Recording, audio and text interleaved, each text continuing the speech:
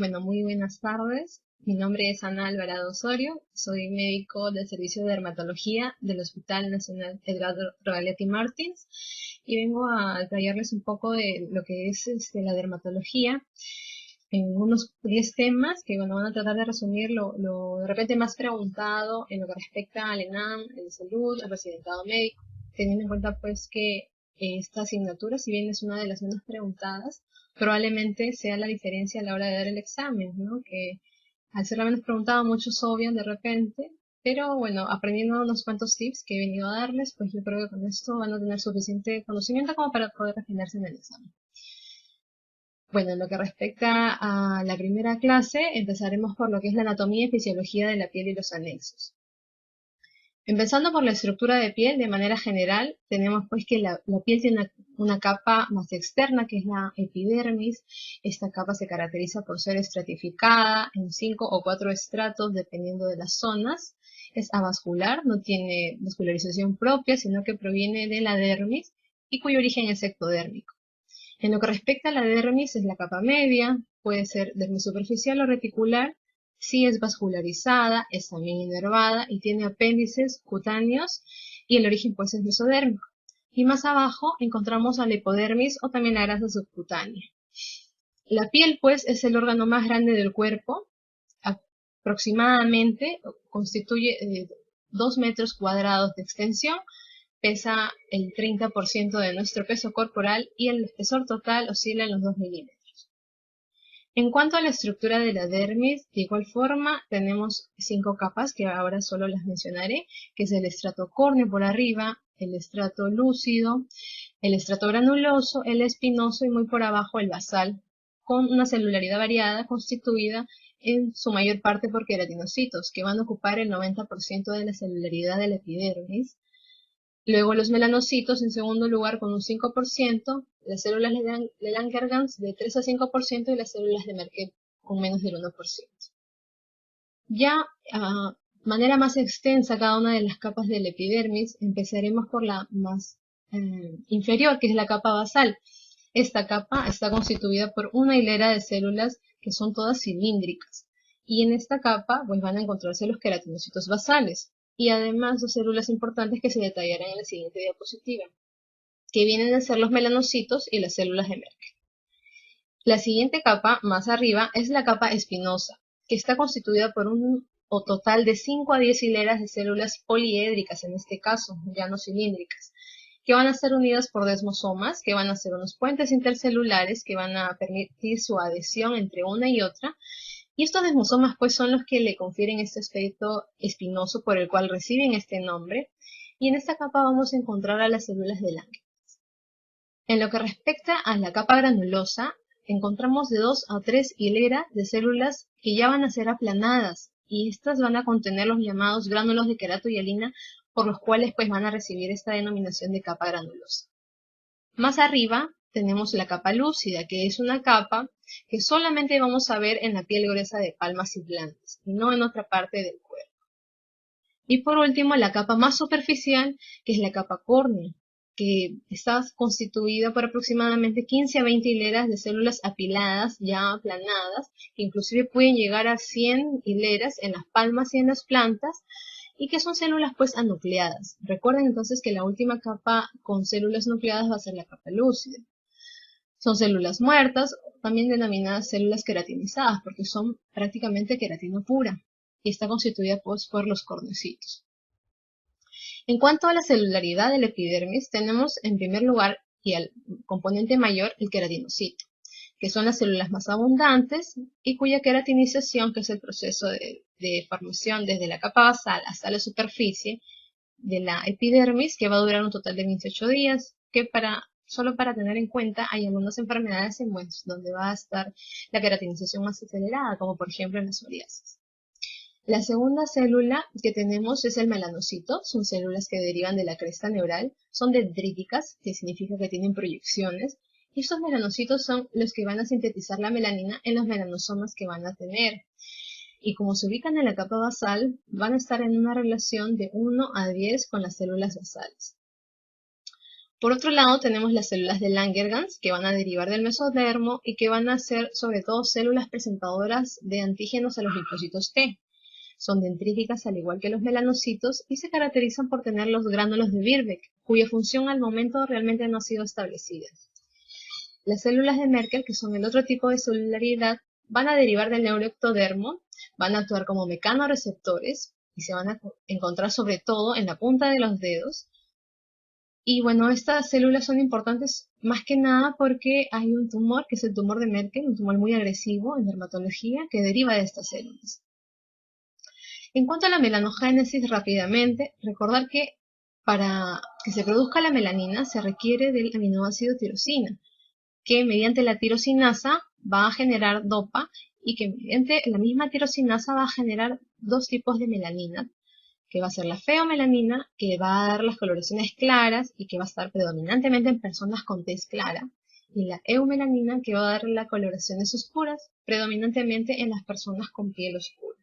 Entonces, defectos en alguna de los pasos de esta vía van a dar pues enfermedades. Por ejemplo, en el albinismo, en donde no hay actividad de la tirosinasa, hay ausencia de esta, va a dar presencia pues de ausencia de color, perdón, en los pacientes. Y de igual forma el vitiligo, en el cual se van a destruir por un mecanismo autoinmune los melanocitos. En cuanto al color de la piel, el color de la piel va a depender de muchos factores, pero principalmente va a depender del tamaño, de la distribución y de la cantidad de los melanosomas que pueden tener las personas, más no la cantidad de los melanocitos, porque en verdad los melanocitos vienen a estar en igual cantidad entre personas de distinta raza, pero sin embargo, como podemos ver, la distribución de los melanosomas es distinta y el pigmento que va a estar presente en cada uno de estos melanosomas también es distinto según la raza. La eumelanina si son personas de tez oscura y la feomelanina si son personas de tez clara. Otros pigmentos que intervienen en el color de la piel pues van a ser los carotenoides, la oximoglobina que vamos a encontrar en la vascularización por ejemplo, la vascularización arterial o la desoximoglobina que va a estar en la vascularización venosa. En lo que respecta a otros factores, bueno, pues la raza, que nos va a dar un color constitutivo, por ejemplo, la raza negra, que por sí tiene un color un poco más oscuro, y otros factores como la radiación ultravioleta, que va a dar lo que es el color inducido, porque esta radiación ultravioleta es la que va a estimular a los melanocitos a sintetizar más melanina. Y bueno, el grosor de la piel también, ¿no? Si es una piel más gruesa, definitivamente va a ser más difícil para los rayos solares atravesar esta y poder estimular así la síntesis de melanina. Rápidamente, para ya no hablar de la epidermis, sino más bien de la unión dermoepidérmica, recordar que esta es importante porque sobre esta asienta la capa basal, que es el punto de unión entre la dermis y la epidermis, y el principal componente de esta unión van a ser pues los semidesmosomas. En cuanto a las funciones de la piel, dentro de las más importantes tenemos la protección contra la radiación ultravioleta, contra el ingreso de los patógenos, al actuar como una barrera de permeabilidad. Por otro lado, la respuesta inmune, que permite mediante las células dendríticas actuar frente a los antígenos. De igual forma, la sensación, porque hay receptores táctiles en la piel. Por otro lado, el aspecto físico, de acuerdo al color que tenemos en cada piel, y el control de la temperatura, mediante la circulación y las glándulas, por ejemplo.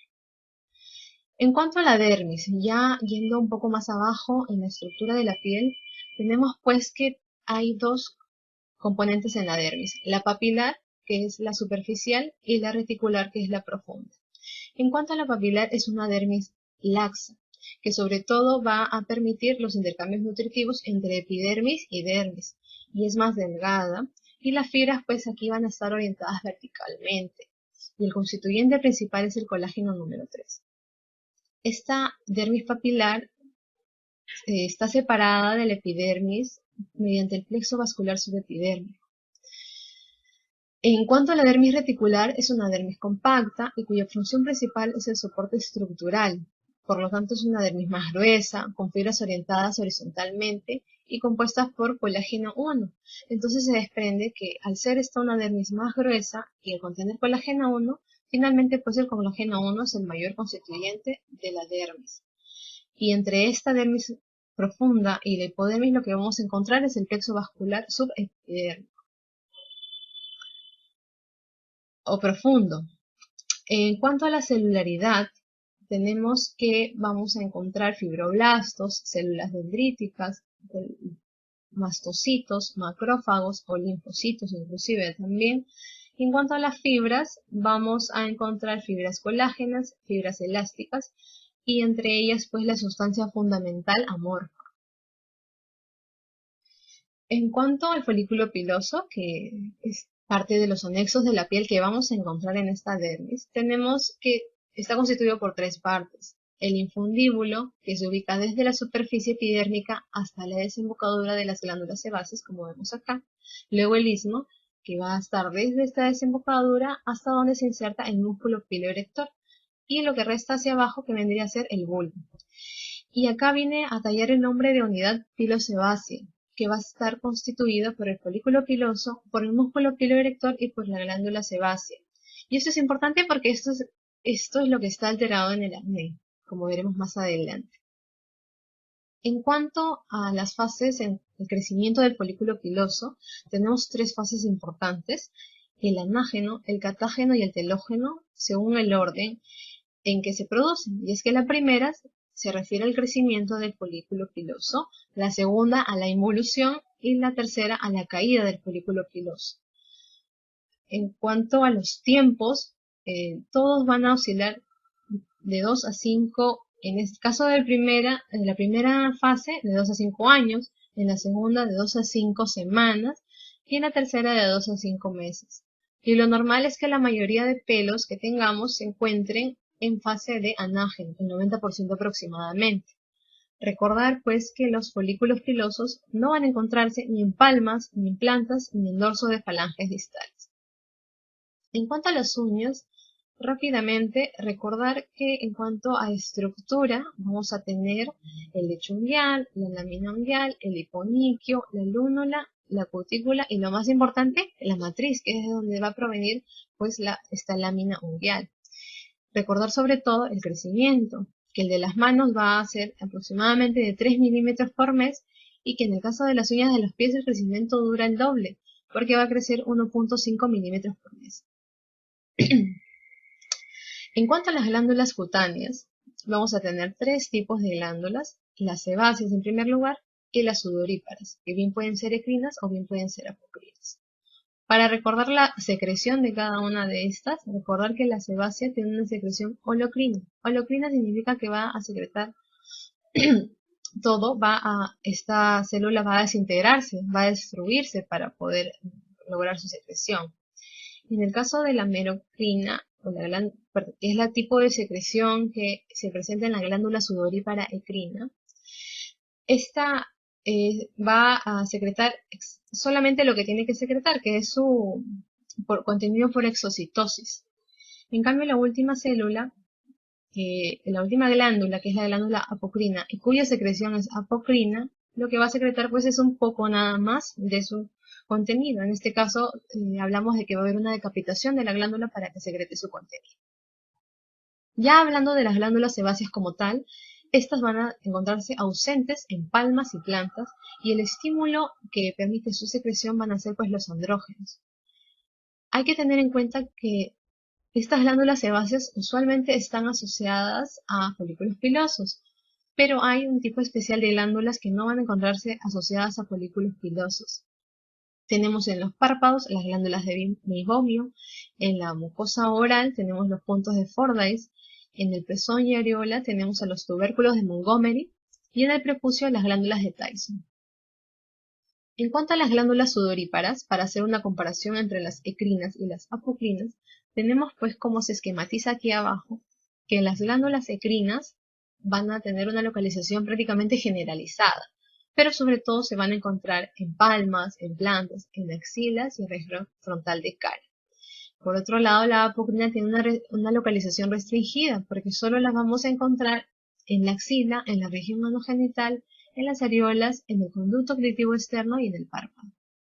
En cuanto a la desembocadura de la glándula endocrina, como podemos ver en este esquema, va a desembocar directamente a la piel. En cambio, la glándula apocrina desemboca en el folículo pilosebáceo.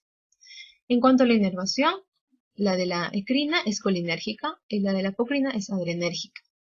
Y el inicio de la función, pues la glándula endocrina funciona toda la vida, en contraparte con la apocrina que va a iniciar la función en la pubertad. Y en cuanto a la importancia, estas glándulas endocrinas sudoríparas van a regular la temperatura. En cambio, en el caso de las glándulas apocrinas, la función en humanos hasta el momento es desconocida, dado que, por ejemplo, en los animales sí se conoce que interviene pues, en la secreción de feromonas. En cuanto al tacto y la inervación de la piel, sobre todo hablar de las funciones de cada uno de los corpúsculos.